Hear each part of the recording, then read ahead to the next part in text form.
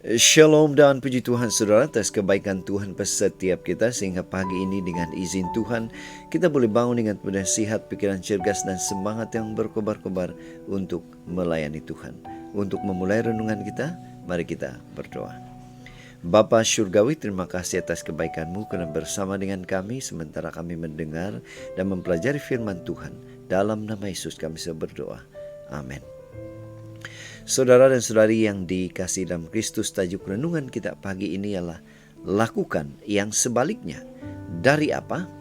Firman Tuhan dalam Efesus 4 ayat 24 mengatakan, dan mengenakan manusia baru yang telah diciptakan menurut kehendak Allah di dalam kebenaran dan kekudusan yang sesungguhnya.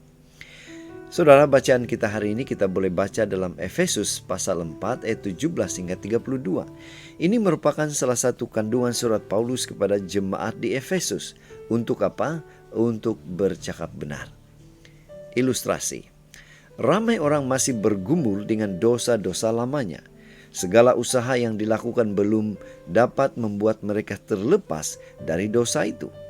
Bagi setiap orang yang sedang bergumul, firman Tuhan memberikan penyelesaian, yaitu berhenti dari perbuatan itu dan lakukan yang sebaliknya. Bagaimana? Kita perhatikan di dalam Alkitab saudara, firman Tuhan memberi nasihat kepada orang yang suka berdusta agar menyingkirkan lidah dusta dan melatih diri untuk selalu berkata benar. Ayat 25. Apabila orang tersebut pemarah, firman Tuhan menganjurkan supaya berhenti marah sebelum matahari terbenam. Itu artinya dia diajarkan untuk selalu memberikan pengampunan. Ayat 26. Bagi orang yang masih mencuri, firman Tuhan menegaskan untuk berhenti dari kebiasaannya.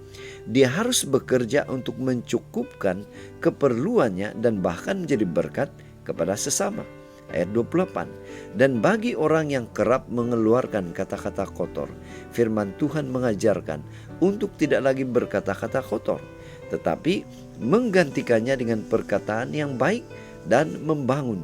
Ayat 29. Saudara, setiap tabiat buruk dan dosa boleh ditinggalkan pada saat seseorang itu berjumpa atau bertemu dengan Kristus.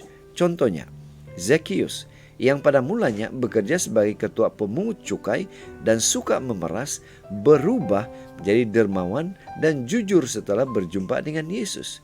Lukas 19.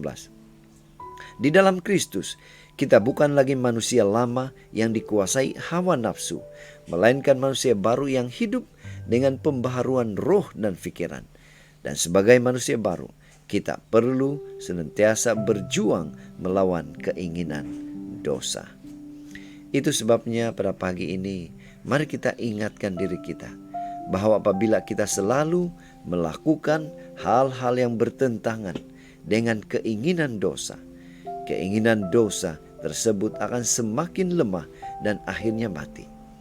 Inilah doa dan harapan kita. Mari kita bersyukur, mari kita berterima kasih kepada Tuhan karena Dia memberikan kita kekuatan, kemampuan untuk boleh melakukan yang bertentangan dengan dosa. Mari saudara, kita tetap setia, tetap semangat, tetap positif, dan tetap sehat sampai Maranatha. Tuhan memberkati kita. Mari kita berdoa. Bapa di surga, terima kasih karena memberikan kami kekuatan, kemampuan untuk melakukan yang bertentangan dengan dosa, yaitu kebaikan. Dalam nama Yesus kami berdoa. Amin.